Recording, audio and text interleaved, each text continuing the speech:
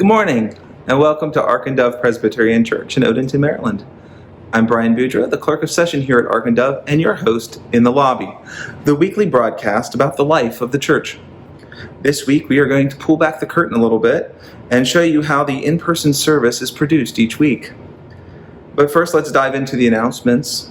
Today is the 11th Sunday of Pentecost, and Margaret is on vacation this week, but I guarantee that Pat has selected a beautiful piece of music for us. I will start off by imploring you to fill out the CAT survey. The Long Range Planning team has sent out a survey for everybody, and this is for members and longtime attendees of Ark and Dove. If you've not received an email and believe that you should have received the email with the link to the survey, please contact Mondi in the office. And every member should do the survey. It's not just per household. There is a little over a week to complete the survey, so don't delay. We need at least 150 responses to get a good snapshot. Your input will help determine the future of our congregation, including how we open safely and where we will focus our mission. It is important that we hear your voice. As we head into the dog days of summer, a lot of activities have wrapped up, like the Summer Bible Club that just finished. So great job to Christina Nelson, Linda Lewis, and Julie Devers for pulling that together, and the middle school book group that just wrapped up too. So now is the time to think about back to school, which is just around the corner, believe it or not. Of course, this year will be very different from past years, but the Anne Arundel County Back to School Backpack Program still needs your help. So we are asking you to donate money, the money that you would have normally spent on supplies, to the EFT number by texting school and the amount you'd like to donate, and that amount, or you can send a check. And these kids really need your help because as they shift to online learning, in many cases they need equipment that they've never purchased before. I also want to remind everybody about other Zoom activities that you should know about, and there's more information on these in the e-archive and on the website. But there's Sunday Fellowship after the live stream service at 11:15, the Saturday game night with the deacons, and Friendly Seniors Tea at 3 on Thursdays, and the Summer Sunday School at 9. Now, this week we are going to head behind the scenes, so I'm actually going to head into the sanctuary where we're going to meet up with Ryan Staveley and Rob Yeager. All right, so here I am inside the sanctuary. It's Sunday morning, so there's a lot of activity going on around here. But we have our tech team in the back working. So Ryan, I'm going to talk to Ryan Staveley first. So Ryan, welcome to the lobby. And tell us, how are you guys doing? How's the Staveley family doing these days? We're doing good. We did Alexander's Eagle project this morning. We built some. He planned it, organized it, came up with the design, built some outdoor benches to be an outdoor classroom over at elementary. So yeah, life is good. That's a wonderful activity. So let me ask you this. If it were 5 months ago, this would be a very different conversation. But Ark and Dove, in moving to the live stream service, made some huge changes and improvements to our AV system. So tell us where you started and what has changed in order to be able to broadcast the way we do today. So from the audio side of the house, the big difference is this beautiful soundboard that I'm sitting behind. When Pat and Margaret were on a few months ago, Pat talked about what this board brings to the table as far as recording band members and being able to plug it directly into the computer. The other really cool thing that it does for us is I can record, or I can mix the sound so that it sounds really good in the room, but then also make a change to the settings and mix the sound and it be completely different for the sound that goes to the live stream. And that's really important because, like when we're all here in the room together and Tim or John are standing and preaching, like we can hear them because we're in the room.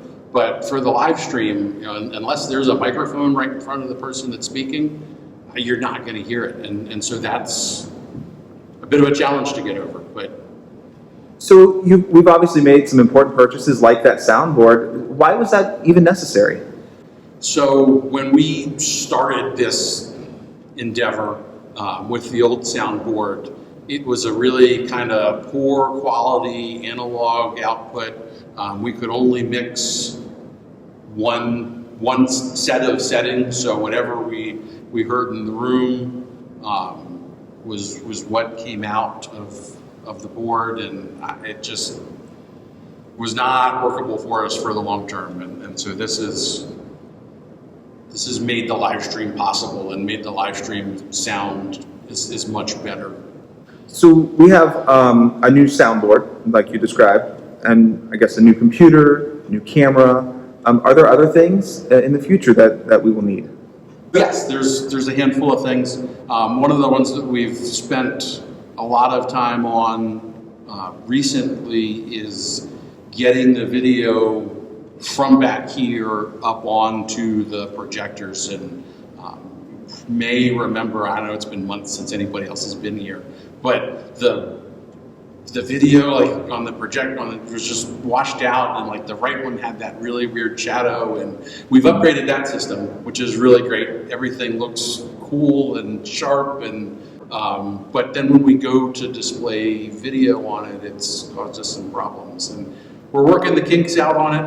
The other big change from my perspective we're looking at is, so the third computer all the way down at the end, or the second computer, the third seat, is the computer that used to be here. And it's a Windows 7 computer that runs a really old program that we use to put the words up on the screen, and it's time to retire that guy. So as we make these improvements, obviously we have some new needs in order to provide a better worship experience for everybody. How many people then do we have in the tech booth on Sunday morning?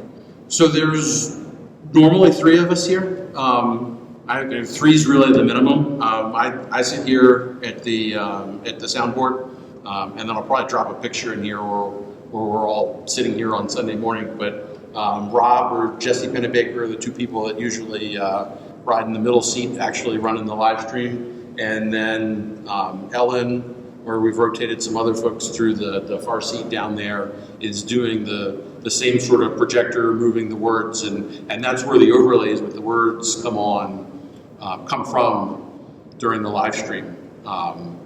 We might have 1 or 2 extra people back here training.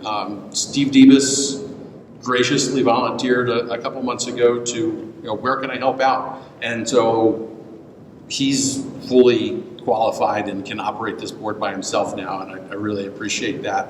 But while he was still coming up to speed, I was sitting down there right next to him, looking over his shoulder.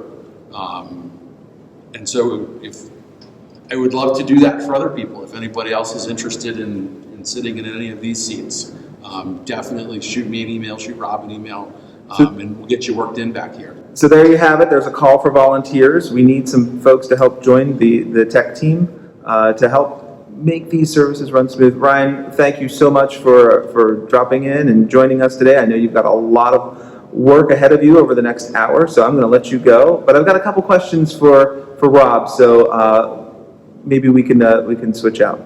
Excellent. All right, Rob, thank you for joining us today. I just spoke to Ryan, and with the magic of the tech team, and this is the great thing about having the tech team with us, we were able to switch you guys out while still maintaining social distancing. So thank you again for coming. How is the Yeager family doing? And I think you just got back from vacation, is that right? We just got back from vacation in North Carolina. We spent lots of time social distancing in the forest. It was fabulous. Family's doing okay. It's hard for kids not to see their friends, but we're making it through, and we're getting ready for the school start this season. Yes, and this will be a new adventure with online learning. So I want to ask you, as well as you're handling the video of this, and I feel like you're a bit of a juggler in doing this. So what you're doing today is very different than 5 months ago. How has your role here changed since the live stream service started? This role didn't exist before we were doing remote services. Before we were doing just VMG and sound locally in the room, and then suddenly when people weren't allowed to be here in the sanctuary, we had to jump in and learn live stream, how to do live stream on the fly. And at the very beginning, first few services, it was simply just a camcorder on a stand, sending video straight to YouTube. And we quickly found that That did not allow us to easily reposition to all of the positions we needed within the sanctuary so that people at home could see what was going on.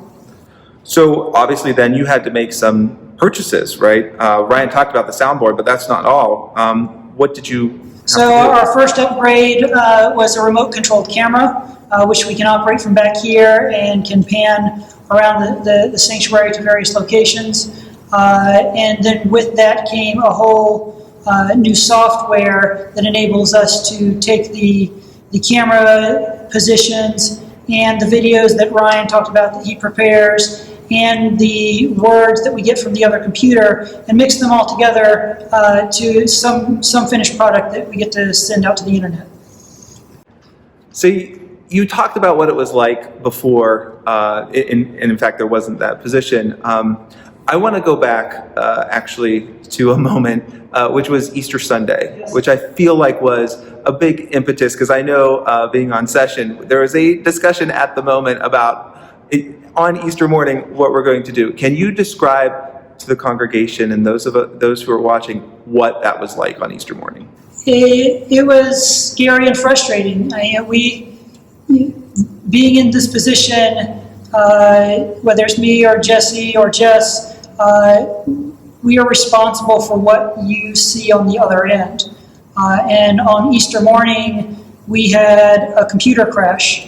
And when we finally got it to be able to reboot, we were starting from scratch, reloading software, reloading all of our settings, and essentially rebuilding everything that we had spent the past 2 or 3 weeks trying to create on the fly and then turn it into a service. So yeah, it was incredibly frustrating and scary. We weren't sure that we were going to make it to a service at some points. Right, and of all days on Easter morning, right? So that obviously then set up, a lot of different actions afterwards to ensure that never happened again. So are there things in the future that you're looking towards that we need to purchase to ensure that quality service for everybody? Oh yeah, as Ryan said, we're trying to refine the projector issue a little bit because once we get people back into the sanctuary, the service becomes very different. Right now we have the luxury of almost treating this like a television studio where things are fairly scripted so that we are able to capture all the elements of the service. Once we are doing a blended live and streaming service, it will become a very different beast, and we're trying to learn that right now. So one of the things that we're trying to change is moving our confidence monitor, which is the monitor where the pastors currently see what's going out on the live stream, moving it up onto the wall above the booth so that they can more clearly see what that is and have a clear understanding of what's going on. So for you, what is the most difficult challenge of running the service on Sunday morning? What is the thing that is going on in your mind? Again, my concern is I create the visual of the worship experience on the other end. So, these small little mistakes that I might make, transfer through to your television. And just collecting all the parts of the technology together can be challenging to make sure that Ryan and myself and Ellen are talking to each other quietly behind the scenes so that Ellen knows when we need to advance to next slides based on when I'm going to bring that up on the screen, and then Ryan is muting the mics at the same time. It's a little bit of a dance back here, so all working kind of in sync. So you guys have learned over the last 5 months how to do this, and now as you look towards the future, now you have to relearn how to integrate then the congregation back into the service. So obviously that the EFT that we had set up for the tech fund, that's still there. And probably still needed as well. And you're still looking for volunteers, because I imagine that doing this week in and week out can be pretty grueling. It can be. You know, we welcome anybody who's interested in this. It's fairly easy to teach, and it just takes a little bit of repeated experience to get good at it. Great. Rob, thank you so much for joining me today. It was a real pleasure. I always learn something when I talk to you.